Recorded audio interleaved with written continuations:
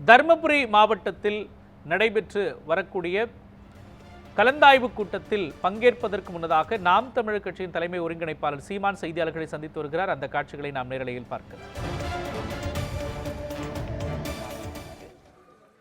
அதுக்குள்ள நீங்க விசாரிச்சு அதை தாக்கல் செய்யணும்.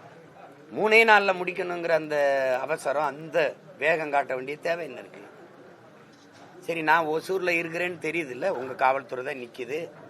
தினம் இதே மாதிரி ஊடகத்தை சந்திச்சுட்டு இருக்கேன். ஒசூர்ல இருக்கிறேன்னு என்ன ஒவ்வொரு நகரமும் உங்களுக்கு தெரியும். அப்ப நீங்க இங்கிருந்து பெங்களூர்ல போய் அவங்க வீட்டுல போய் அந்த அம்மா வீட்டுல போய் விசாரிச்சுக்கிட்டு வர நீங்க என்னை காவல் நிலையத்துக்கு வாங்குறீங்க. நீங்க இங்க விசாரிக்கலாம், இல்ல நான் வந்தவொடனே விசாரிக்கலாம், ஓடி போறது இல்லை. அப்படி இருக்கும்போது அவசரமா நீங்க என் வீட்டுக்கு வர்றதுக்கு முன்னாடியே ஊடகம் நிக்குது, எல்லா தொலைக்காட்சியும் நிக்குது. நீங்க ஒட்டிட்டீங்க. வழக்கு சம்பந்தப்பட்ட காவல்துறை வளசரவாக்கம் காவல்துறை அது ஒட்டிடுது. ஒட்டினதை கூட உங்க வேலை முடிஞ்சிருது.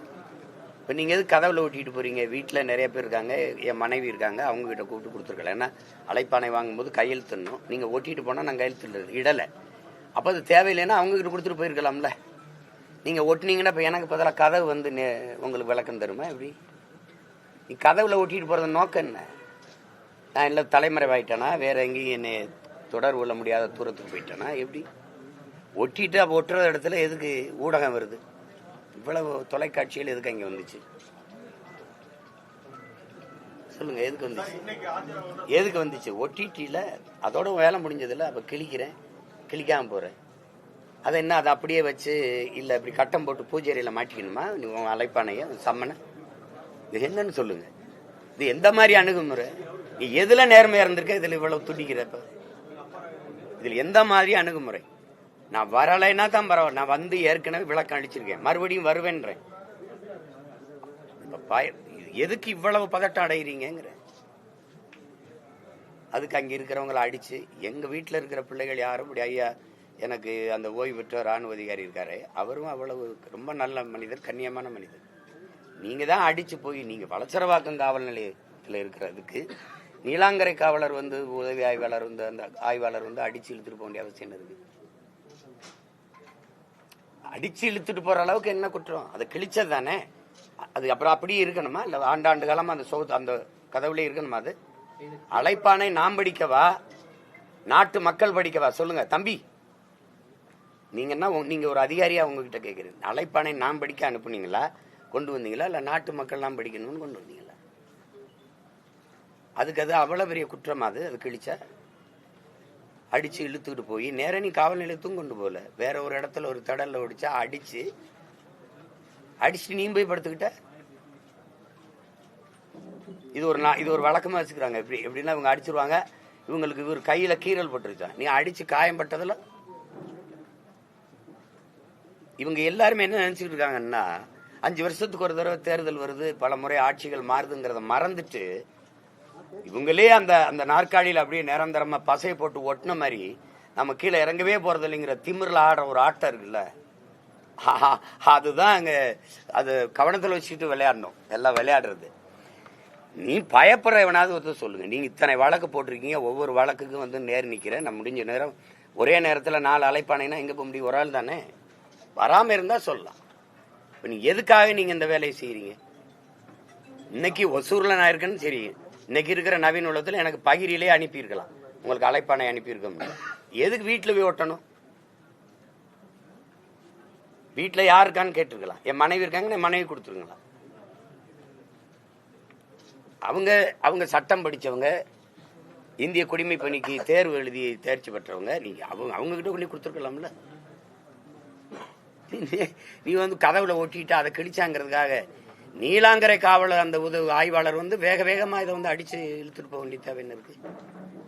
அவர் ஒட்டிட்டு போயிட்டாருல்ல, வளசரவாக்கு காவலர் ஒட்டிட்டு போயிட்டாரு, படிச்சிட்டோம்ல. இந்த மாதிரி ஒட்டிட்டு போயிட்டாங்கிற தகவல் எனக்கு வந்துருச்சு. அப்புறம் அது அதுக்கு அங்க படம் காட்டணுமா? அதை வர போறவங்களுக்குலாம் நோக்கம் என்ன? இதுக்கு முன்னாடி இதே போன்ற சம்மன் ஜாபர் சாதிக் வழக்குல, இந்த போதை கடத்தல் வழக்குல கைது செய்யப்பட்ட ஜாபர் சாதிக் வீட்டுல ஒட்டின சம்மனை அவங்க தாயை கிழிச்சிருக்காங்க. ஆனா அங்க காவல்துறை அந்த மாதிரி நடவடிக்கை எடுக்கல. அது வழக்குல, அந்த குற்ற வழக்குல ஆட்சி சம்பந்தப்பட்டிருக்குல்ல, அது உங்க ஆள் இல்ல. இது எதுல நீ சரியா இருந்திருக்க?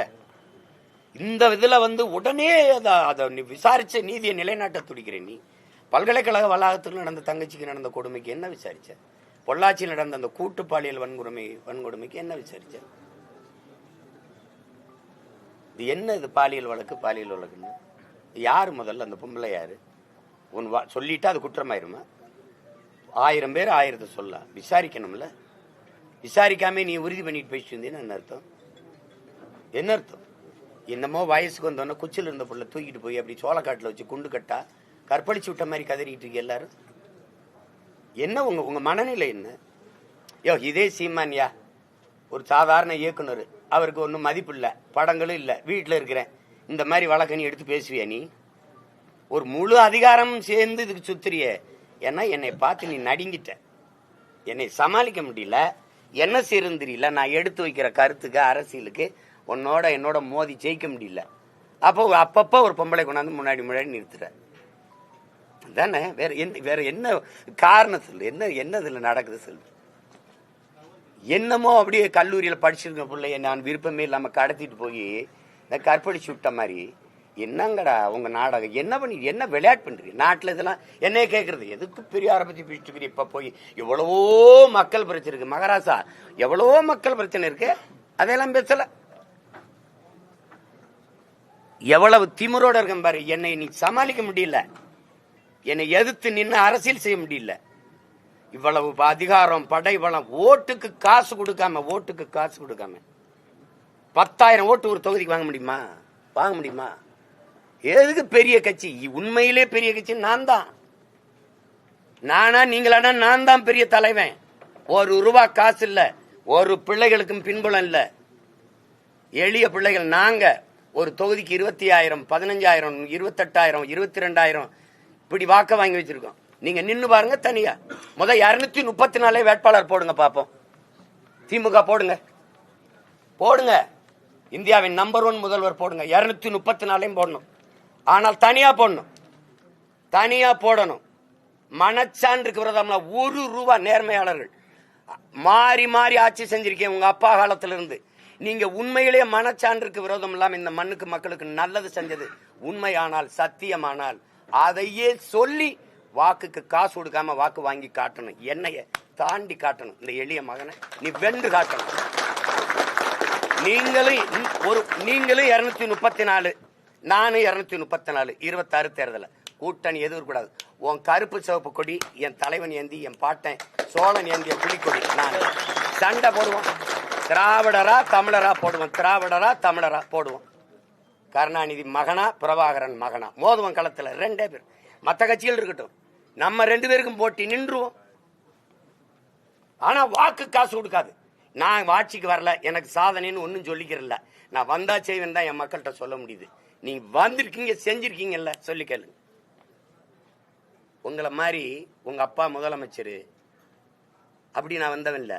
சாதாரண விவசாயி மகன். எனக்கு ஒண்ணும் கிடையாது. மக்களிடம் இருந்து மக்களின் துயர துன்பங்களை சுமந்து மக்களுக்காக வந்த மகன்.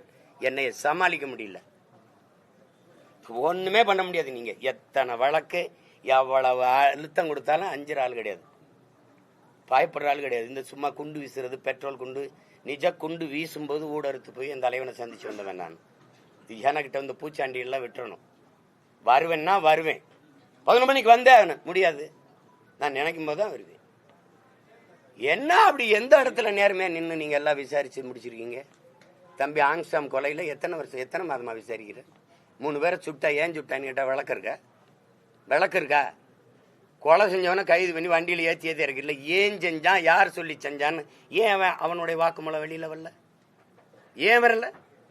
ஞானசேகரன் ஒரே ஆள் தான் அந்த பாலியல் அந்த குற்றச்செயலில் ஈடுபட்டாரா? அப்ப அந்த சாருக்கு, அந்த சார் அப்படிங்கிறது எந்த சார்? அப்போ உங்களுக்கு தேவைன்னா ஒண்ணு செய்வீங்க இதுல. ஆனா நீங்க எல்லாரும் கவனத்துல வச்சுக்கிறீங்க, இந்த அதிகாரம் நிலையானதுன்னு நினைச்சு வேலைகளை செய்யாதீங்க. கால சக்கரம் வரலாறுங்கும் சுழன்று கொண்டுதான் இருக்கு, பார்த்துக்கிறீங்க. சார், அந்த காவல் ஆய்வாளர் பின்புலம் வந்து ராஜீவ்காந்தி படுகொலை எப்ப அவர் தந்தை உயிரிழந்தாகவும் அவருடைய மகன் தான் இவரு அப்படிங்கிற மாதிரி ஒரு பின்புலம் வெளியே இருக்கு. அதை எப்படி பாக்குறீங்க? இல்ல அதனாலதான் அதெல்லாம் நான் பார்க்கல. அவர் எனக்கு தெரியும். எங்க அண்ணன் SSPயா இருக்கும்போது சந்திரசேகர் அவர் வீட்டில் அவர் கீழே அவர் பணி செய்யும்போது பல முறை பார்த்துருக்கேன். இதே பல தடவை இந்த இதிலப்போ எங்கள் வீட்டுக்கு பாதுகாப்பு நின்னவர் தானே. இப்போ எல்லாரோட நல்லா பேசுகிறவர் தான். அது திடீர்னு அவருக்கு ஏதோ ஒரு ஆவேசம் வந்து அவர் ஏதோ இயங்குறாரு. அவங்க அப்பா இறந்ததுக்கு அதுக்கு நம்ம ஒன்றும் பண்ண முடியாது. ராஜீவ்காந்தி இறந்ததில் உங்களுக்கு இவ்வளோ வழி இருக்குன்னா ராஜீவ்காந்தியால் நாங்கள் 2020 பேர் 30,000 பேர் இறந்துருக்கோம். அதையெல்லாம் யாருக்குமே உங்களுக்கு தெரியுமா தெரியாது? அதுக்கு நீங்கள் பழி வாங்குறீங்களா?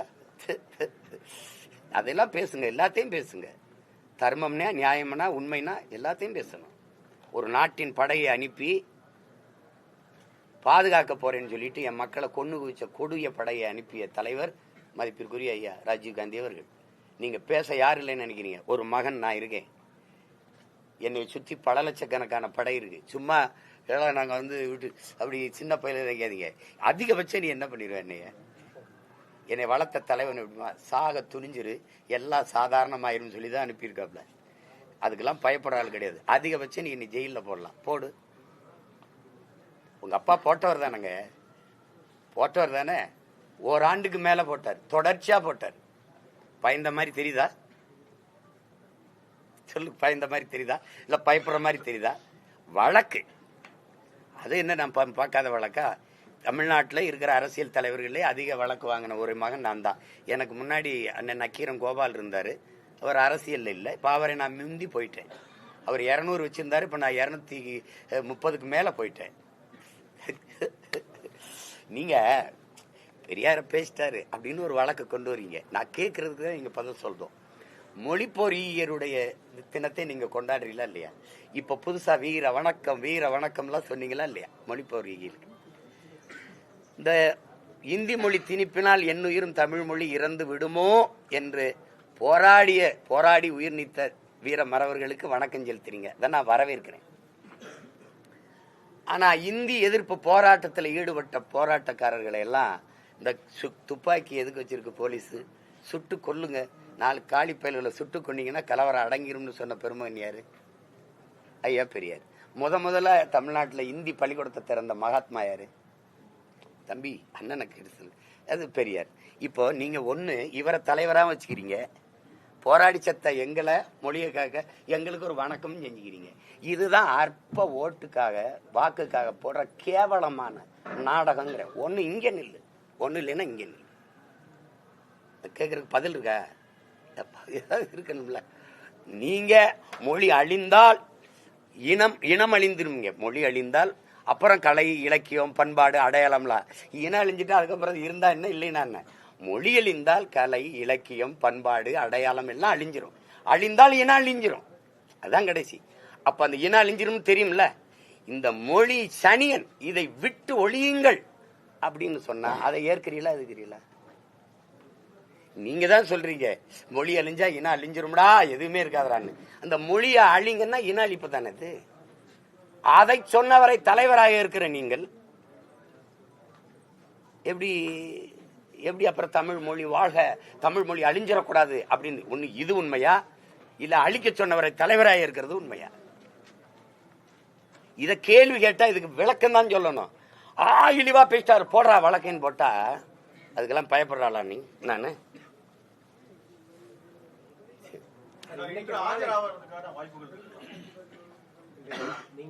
நீங்க எல்லாம் என்ன சொல்றீங்க? ஆஜராக சொல்றீங்களா? காலையில 6 மணி, காலையில 6 மணிக்கு எனக்கு வசதியான நேரத்துல தான் நான் ஆஜராக முடியும். 8ஆம் தேதி வரைக்கும் எனக்கு வேலை இருக்கு. 2ஆம் தேதி போராட்டம். இப்ப நாளைக்கு போய் நாளைக்கு கிளம்புனாதான் நான் 2ஆம் தேதி தென்காசியில போராட்டம். அப்ப திருப்பி ஒவ்வொரு இது நான் குறிச்சிட்டேன், சோறுட்டிலாம் ஒட்டிட்டோம். அதுல பின்னடைய முடியாது. வேணா ரொம்ப காவல்துறை விரும்பினா வேணா போய் நேர் நின்று அதையே தான் சொல்லணும்.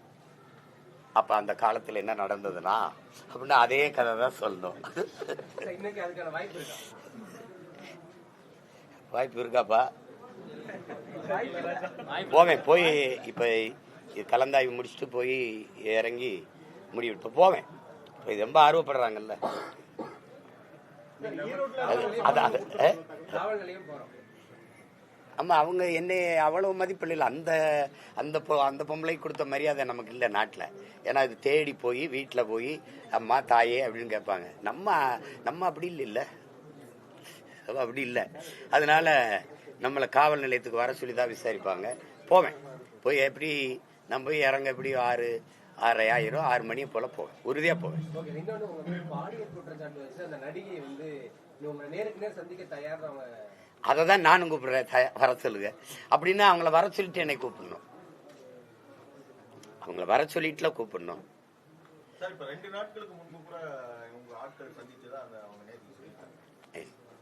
எங்க ஆட்கள் சந்திக்கணும் இல்லை, சந்திக்க வாங்கன்னு அவங்க கூப்பிட்டுருக்காங்க. அதுக்கப்புறம் அவங்க தொடர்புக்கே வரல. குறிப்பா 2 கோடி ரூபாய் வரை கொடுக்க தயார் அப்படிங்கிற மாதிரியான ஒரு செய்தி பரவுது. அவங்களுக்கு அந்த நடிகைக்கு சொல்லிக்கிற வேண்டியது ஏதோ சொல்லிக்கிற வேண்டியதுதான். நீங்க திருமணம் ஆயிடுச்சு, 7 முறை கருக்கழிச்சிருச்சு அப்படிலாம் நீங்க பாத்தீங்கன்னா, ஒரு ஆண்டுக்குள்ள 7 முறை கருக்கழிச்ச சாதனையால நானா தான் இருப்பேன். அப்படிதான் அதுலயே சிறையில இருந்துகிட்டே கருவை கலைக்கிற ஆளு நானா தான் இருப்பேன். அதுக்கப்புறம் திருமணம் ஆயிடுச்சுன்னா நீங்க திருமணம் ஆனதுக்கான சான்றிதழை காட்டணும். முதல்ல நீங்க அளிச்ச புகார்ல எங்களுக்கு திருமணம் ஆயிடுச்சுன்னு சொல்லலையே, 2வது புகார்லயும் சொல்லலையே.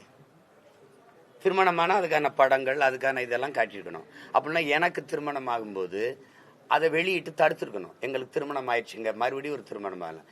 இதுல இருந்து நீங்க இதையே யாருமே கேட்க மாட்டீங்க, என்கிட்ட கேட்குறீங்க. உங்களுக்கு இது ஒரு சுவாரஸ்ய கதையா இருக்குது, ரசிக்கும்படியான ஒரு கதை.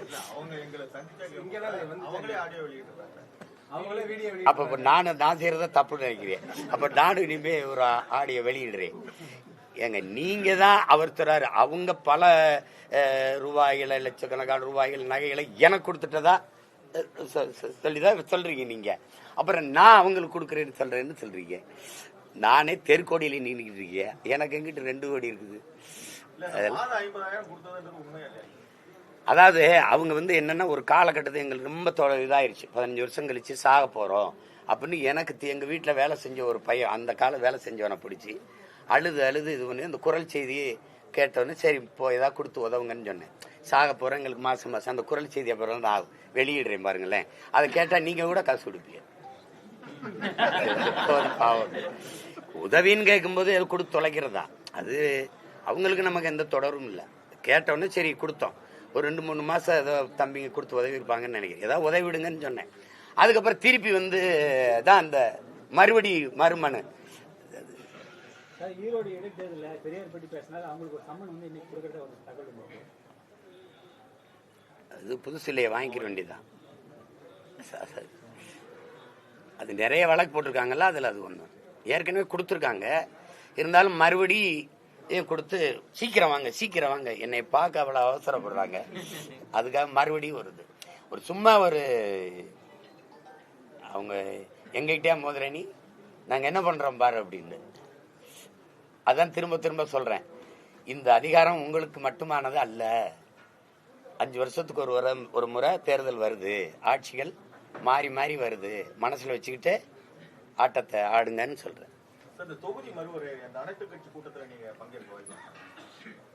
எந்த கட்சி கூட்டுது?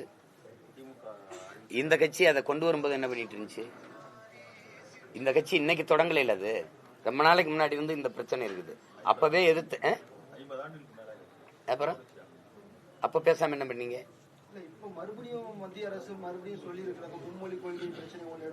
மும்மொழி கொள்கை இன்னைக்கு நேத்து இல்ல, அன்னையில இருந்து இருக்கு தம்பி. மும்மொழிங்கிறது காங்கிரஸ் பாரதிய ஜனதாவின் கொள்கை. இப்ப எங்கள் தமிழ் தேசியர்களின் கொள்கை ஒரு மொழி கொள்கை தான். ஆங்கிலம் பயன்பாட்டு மொழி, தமிழ் பயிற்று மொழி, வழிபாட்டு மொழி, பண்பாட்டு மொழி, எல்லாமே ஆட்சி மொழி, அதிகார மொழி. எனக்கு மட்டும் இல்ல, அது ஆந்திராவுக்கு தெலுங்கு, கர்நாடகாவுக்கு கன்னடா, அப்படித்தான் இருக்கணும். தர்மம்னு ஒண்ணு, அது நியாயம்னு ஒண்ணு தானே. பயன்பாட்டு மொழியாக நாங்க ஆங்கிலத்தை வச்சுக்கிறோம், அது எல்லாருமே வச்சுக்கலாம், அப்படிதான் நாங்க கொள்கை. இவங்களுக்கு தான் திராவிடர்களுக்கு இருமொழி, இந்தி தமிழ், அப்படி இங்கிலீஷ் தமிழ்ங்கிறாங்க. இப்ப நாங்க என்ன சொல்றோம், பயன்பாட்டு மொழியா ஆங்கிலம் இருக்கட்டும், ஒரு தொடர்பு மொழியா இருக்கட்டும், கம்யூனிகேஷன் லாங்குவேஜா இருக்கட்டும். எதுக்கு இருக்குன்னா அப்படி தமிழ் இருந்து உனக்கு வேணா நீ ஏத்துக்க தம்பி, உனக்கு இருந்துட்டு போலாமே, அப்படி எல்லா மொழியும் இருந்துட்டு போலாமே. பயன்பாட்டு மொழியை தான் சொல்றேன். பயன் தம்பி திருப்பி திருப்பி பேசுகிற நான் என்ன பயன்பாட்டு மொழியா? ஏன் ஏன் தெலுங்கு, கன்னடம், மலையாளம், தமிழ்லாம் இருக்கக்கூடாது? எல்லா மொழியும் தாங்க. அப்படி சொல். அதுல ஒரு மொழி இது கொண்டு வராங்களே. ஏன் உம்மொழி மும்மொழினா எம்மொழி எங்க இருக்கு ராஜா? நீ 500 ஆண்டை தொடாதவன் இந்த ஆட்டாடுற, நான் 50,000 ஆண்டுகளுக்கு மூத்தவன், உலக மொழிகளின் தாய். உங்க பிரதமர் சொல்றாரே இந்திய மொழிகளின் முதன்மொழி தமிழ், தொன்மையை இந்திய மொழிகளின் தொன்மையை தமிழில் இருந்தலாம், உலக முதன்மொழி தமிழ், அது என் நாட்டில் இருப்பது பெருமைன்னு. அப்ப எனக்கு என்ன மரியாதை? அண்ணல் காந்தியடி சொல்லிக்கா பாருங்க, இந்தியா ஒற்றுமையான நாடா இருக்கணும்னா தமிழ்நாட்டையும் தாண்டி எல்லா மக்களும் தமிழ் படித்துக் கொள்ள வேண்டும் என்று. ஏன் நீங்க இதை பின்பற்றல? மும்மொழியை தூக்கு, பன்மொழி பயிலுகன் கொண்டா, பன்மொழி பயிலுகன் கொண்டா. நான் எதுக்கு தானே கேளு. அதுல தமிழ் பயிற்று மொழி, தெலுங்கு பயிற்று மொழி, கன்னடம் பயிற்று மொழி, மலையாளம் பயிற்று மொழி, அப்படி கொண்டு வா. மராட்டியம் பயிற்று மொழி, ஆங்கிலம் பயன்பாட்டு மொழி.